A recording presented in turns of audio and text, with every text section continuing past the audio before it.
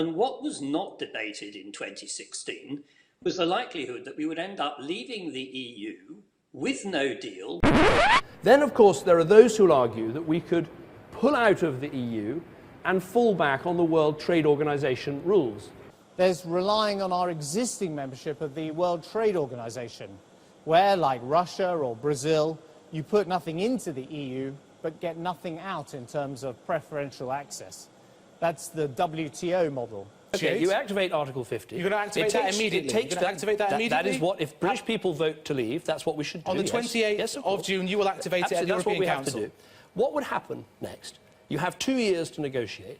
At the end of those 2 years, you are out, and you have to operate under World Trade Organization rules. And at the end of that 2 years, there is no guarantee that agreement will have been reached, but our exit would be automatic.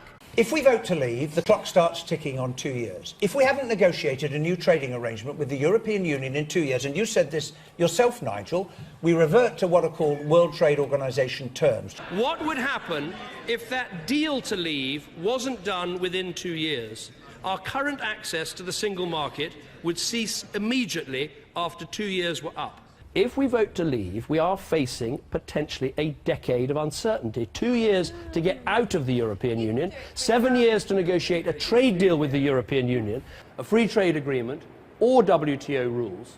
All of these are doable, and people who want to leave the EU should decide which they favour. The electorate will have spoken. We will have to invoke Article 50. Once you invoke Article 50, it is a one-way street to the exit, which will happen in 2 years with no agreement of any kind at all, if necessary.